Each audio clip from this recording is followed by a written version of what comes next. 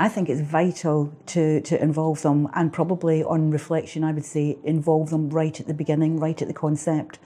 I think that it's important that they understand the rationale and they don't look on it as a second class service, if you like, that they've got the confidence that we're working collaboratively with the GP and we're still a specialist service, we're just delivering it more local. Not only is it important, it's a statutory requirement. If you don't involve patients in the beginning, then you're unlikely to get them buy-in, and there's a risk that, depending on which model you use, that what you'll get is a lack of treatment adherence. Because see, if patients don't understand the why, as to why something's been done, they may not follow the treatment recommendation.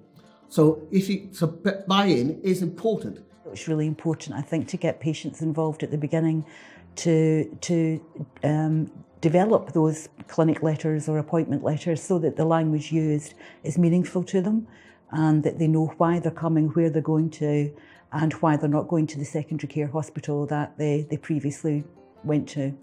So I would say that that's then beneficial to both the service and to the patient, because everybody then is clear what to expect from that consultation. They need to be informed is number one. They need to feel confident. The patients are confident that it's all very well telling them that they're being discussed at a virtual clinic. They need to know what has been discussed, what's the plan of action. They're very keen, and they are generally quite on board with the whole thing. Absolutely have to engage with the patient right from the get-go, because this is about benefiting the patient in the long run, and we're the people that are going to say, this is what I need, this is how it will benefit me, this is what it would look like for me, this is how I could use it.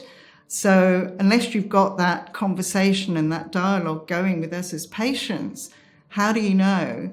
It's going to become one-sided.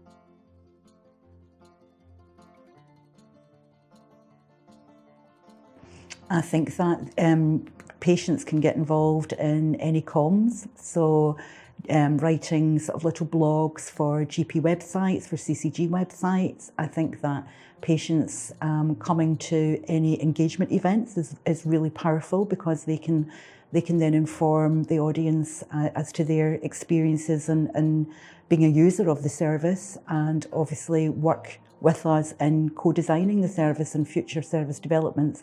Also, it's really important from a quality improvement perspective as well, that you get somebody who's actually walked in the shoes of the service to look at where we can improve and find out actually what's important to them. How do you do it? And that's why you have to take the patient with you. You have to understand from the patient perspective, and then to see where it can work for that patient, because it can work.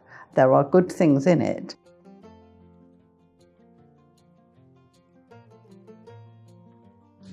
That depends on which patients you are going to engage with. Because if you've got, let's say you've got patients with learning disability, how you'd engage with them will be different to patients with a non-learning disability.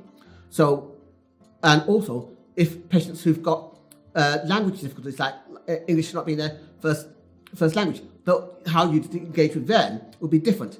In some cases, you may be able to engage with them through condition-specific patient groups. Other times, more general groups. I would prefer written communication by email.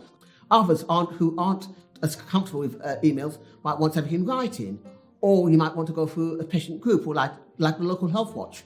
So we worked collaboratively with other long-term conditions such as diabetes. We did group education sessions and then asked for volunteers. We've just started looking for volunteers at the Royal Free for a patient participation group.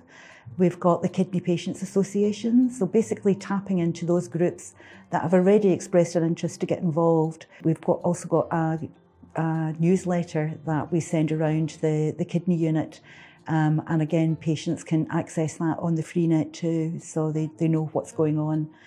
So I think just being open and not being defensive, and allowing them to allowing the patients to actually feel that they're in a partnership with us in service development is really important. If you're an NHS trust, then you'd look at your own patient group within the trust that you're working for, or even within the PPG area that you're looking for, because there are already patient groups that are there. So you've got a resource of people who are already part of that engagement with that hospital, with that NHS trust, or with that GP surgery. You've already got that group of people. Tapping into your resources you've already got, because most NHS trusts have already got even people who are employed as the patient engagement coordinator, facilitator, and asking them about how to bring the groups in. Tap into the resources you've already got within your trust for that. Or even going, if you know you're doing it for a particular clinic, then go to those clinics and find the patients who are already part of those clinics already. You have to pick your patients and speak to them. There's no other way. You have to talk to them, communicate to them, and bring them with you. You can't do it any other way.